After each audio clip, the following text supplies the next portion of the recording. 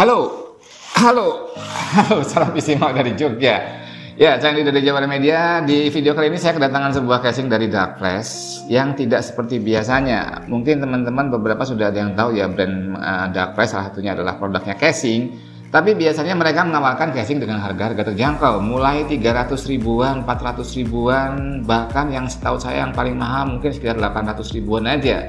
Tapi yang ini, Darkflash yang ini harganya 1,3 jutaan, bahkan yang warna putih bisa sampai 1,4 juta. Nah, itu yang membuat saya penasaran, apa sih yang ditawarkan Darkflash dengan casing dengan harga dan tanda kutip cukup premium ini. Habis ini kita akan coba lihat Darkflash DLX 4000.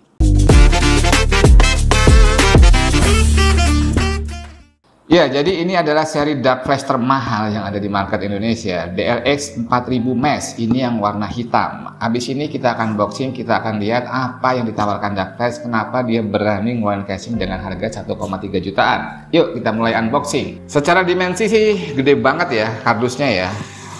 Kita akan lihat seperti apa sih barangnya, fisiknya, dan juga kelengkapan tentunya. Jujur ini cukup berat untuk ukuran saya. Oke.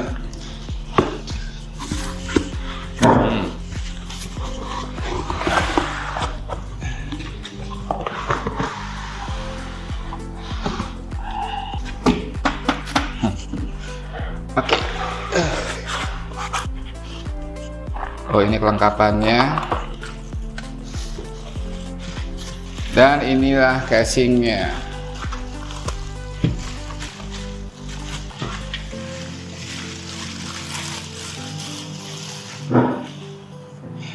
Kebalik, sorry guys. Ya, biasa sih kotak, tapi memang berat ya. Oke, abis ini kita akan bahas. Oke, sudah kita unboxing ya. Kesan saya cuma satu, berat ya, berat banget. Oke, terus di dalam tadi kemasannya ada apa aja? Yang pertama casingnya, yang bentuknya kayak gini, hitam dan berat. Terus sebuah kotak, harusnya isinya kelengkapannya dan sebuah manual book ya. Oke, kita lihat di dalam kotak ini ada apa aja yang dibawakan oleh si Darkflash DLX 4000 ini. Cuman ada dua item. Yang pertama sebuah apa ya ini? Saya tahu sih, nanti saya omongin di akhir ya. Ada sebuah plat besi bolong-bolong seperti ini, nanti akan saya jelaskan fungsinya di akhir. Dan sebuah kotak kelengkapan. Cukup lucu ya. Dia mengasih tempatnya, sekrup-sekrup dan kelengkapan lainnya. Kayak gini, ada lapnya juga. Ini kayak lap kacamata apa namanya, microfiber, mungkin microfiber ya. Terus beberapa kabel tis dan sekrup-sekrup kelengkapan yang biasa ada dalam sebuah casing. Cuman dikasih tempat kayak gini, jadi kalau kalian nanti selesai ngerakit mau disimpan, harusnya lebih aman, nggak kececer kemana-mana. Ya itu ya, hanya ada itu dalam paket penjualannya dan sebuah buku manual. Dan satu yang mereka highlight, saya lihat di websitenya, adalah untuk membuka panel-panel casing ini kita benar-benar nggak butuhkan tools ya untuk nyangkut samping kiri, kanan, atas, bahkan depan sekalipun. Oke, kita langsung buka aja, kita disassembly casing ini. Sebelah kanannya ini tempered glass dan kita lihat harusnya nggak usah pakai tools, bisa cuma ditarik ke atas, gitu, terus kita tarik ke atas, copot, simpan dulu. Yang bagian sebelah kiri juga begitu, hanya kita butuh angkat bagian atasnya dan kita tarik ke atas, bisa tercopot. Juga bagian atas harusnya juga bisa kita copot ya. Oke, gitu doang, sangat mudah. Kayak gini bagian atasnya dan juga bagian depannya.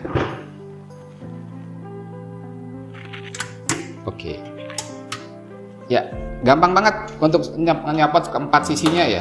Tidak perlu effort terlalu besar, kita bisa mencopot semua sisinya dengan sangat mudah tanpa bantuan tool sama sekali. Jadi seperti ini konstruksinya, dan ini menggunakan material 0,8 mm SPCC mereka bilang ya untuk materialnya ini. Dan ini kerasa banget, jadi berat banget ini casing dan juga jadi presisi banget ya, karena dengan semakin tebalnya bahan, kepresisiannya juga akan semakin presisi karena tidak gampang meleot-leot ya. Oke, terus secara spesifikasi teknis seperti apa? Kita ngomong dimensinya dulu ya. Jadi dimensinya tingginya, ini ke belakangnya itu sekitar 47 cm, ke atasnya tingginya sekitar 45 cm dan lebarnya sekitar 25 cm. Terus secara konstruksi seperti ini, bagian dalam cover PSU-nya nggak sampai ke depan, cuma separuh doang seperti ini, dan hampir semua sisinya mesh ya, alias bolong-bolong, kecuali bagian samping kanan karena tempered glass. Jadi kalau kita lihat tadi cover-covernya, bagian atas, bagian depan, samping kiri pun mesh ya, bolong seperti ini ya. Dan ini bagus buat sirkulasi udara karena hampir setiap sisinya bisa menjadi jalan udara baik masuk ataupun keluar, tergantung desain airflow kita nanti. Oke, kita langsung ke detail spesifikasinya aja. Yang pertama, dimensi sudah saya baca info tadi. Terus kira-kira motherboard supportnya apa aja? Ya, semua support ya. Jadi mulai micro ATX, ATX juga eATX bisa support di casing ini. Terus VGA cut panjangnya maksimum berapa? Maksimum 425 mm, 42 cm lebih. Jadi se-high-end-nya VGA cut kamu harusnya nggak ada masalah kalau menggunakan casing ini karena cukup panjang ya, 42 cm itu panjang banget ya. Terus CPU maksimum HSF-nya berapa tingginya? 180 mm. CPU maksimum HSF itu tingginya 18 cm. Jadi harusnya high-end HSF masih bisa masuk dengan gampang di sini. Dan kemudian radiator support. Ya, radiator supportnya support semua jenis radiator baik 120, 240, 280, 360. Bahkan mereka klaim bisa dipasangi dua radiator 360. Misalkan kalian menggunakan radiator terpisah buat CPU dan GPU kalian, itu bisa 360 kali 2 aja bisa ya. Terus apalagi yang perlu kita infokan? Ya, fan. Maksimum fan-nya kalau kita nggak pakai radiator, kita pakai HSF, itu bisa dipasangi sampai 14 buah fan. Yes, 14 buah fan. Jadi konfigurasinya 3 di depan, 3 di atas, 1 di bagian bawah, 1 di bagian belakang, dan 3 di bagian samping kiri. Seperti ini. Jadi memang ini opsional yang sebagian sebelah kiri ya. Ada sebuah bracket di sebelah sini ya, dari bawah ke atas. Ini fungsinya bisa untuk hard disk SATA ya, storage SATA ya, baik SSD maupun hard disk 2,5 maupun 3,5 inci. Tapi kalau kalian tidak menggunakan storage SATA ini, kalian bisa juga menggunakan ini sebagai bracket fan 12 cm sebanyak 3 pieces seperti ini ya. Jadi mungkin kalian sudah pakai NVMe atau M.2, jadi nggak kepake untuk storage SATA, ini bisa semuanya dipakai sebagai bracket fan. Jadi totalnya bisa 14 fan. Wow, banyak banget 14 fan.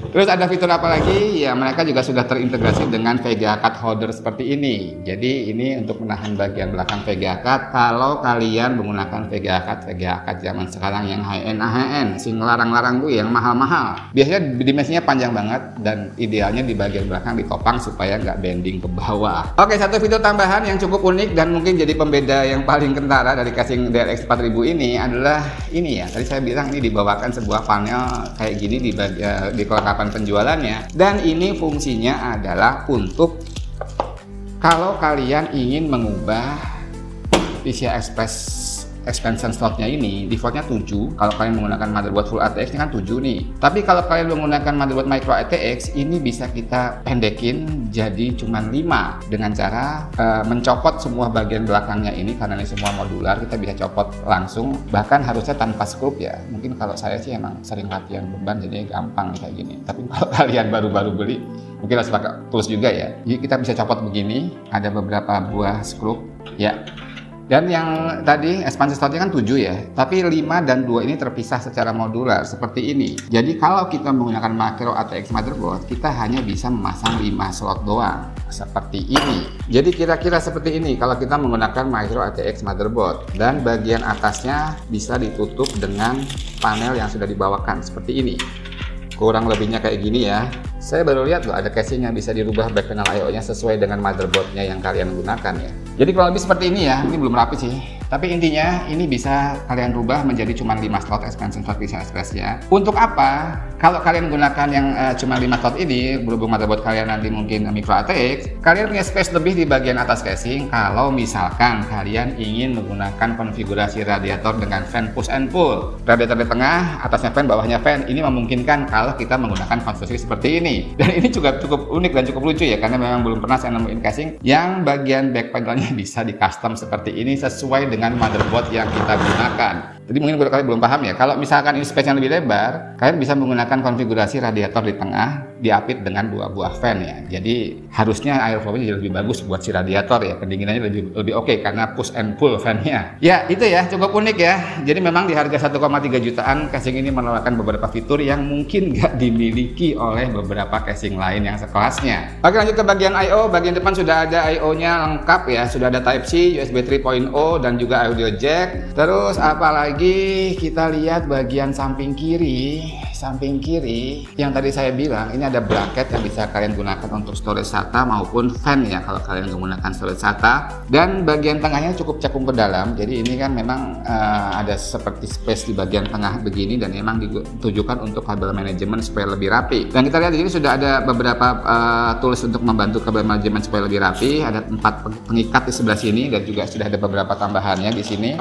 Jadi walaupun kalian tidak menggunakan PSU modular, harusnya lebih mudah ya untuk merapikan kabel sebelah kirinya. Ya, itu ya.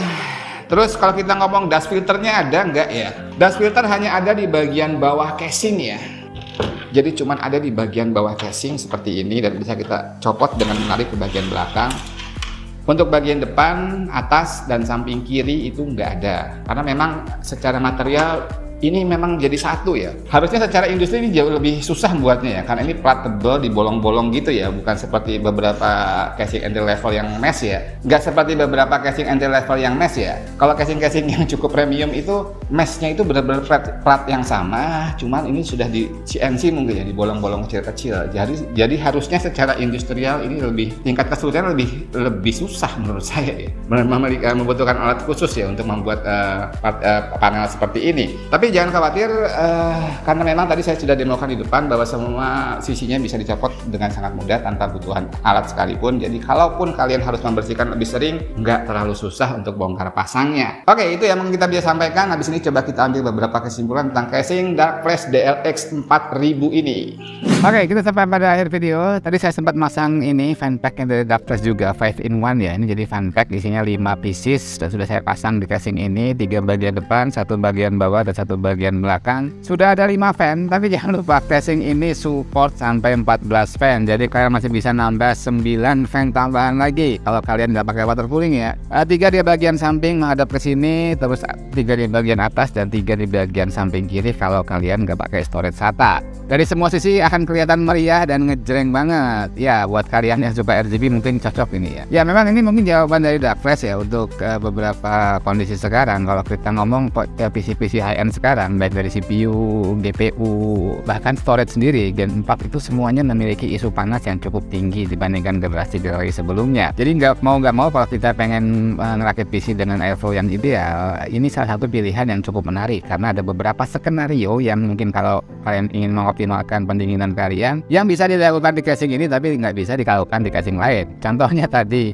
14 buah fan ya kalau kalian mau pakai air cooling doang, atau konfigurasi water cooling dengan push and pull fan untuk radiator kalian. Di sini dimungkinkan, tapi mungkin di beberapa casing lain jarang ya ditemukan fitur-fitur seperti itu. Oke, segitu aja. Semoga video yang singkat dan sederhana ini bisa menginspirasi dan memberikan informasi yang berguna buat kalian. Sebuah casing dari Dark Flash yang memiliki fitur-fitur unik yang mungkin bisa jadi pertimbangan kalian kalau kalian ingin merakit PC atau ganti casing ya. Jangan lupa subscribe Jora Media. Kemungkinan next video kita akan merakit dengan casing ini. Sampai jumpa di video berikutnya. Salam istimewa dari Jogja.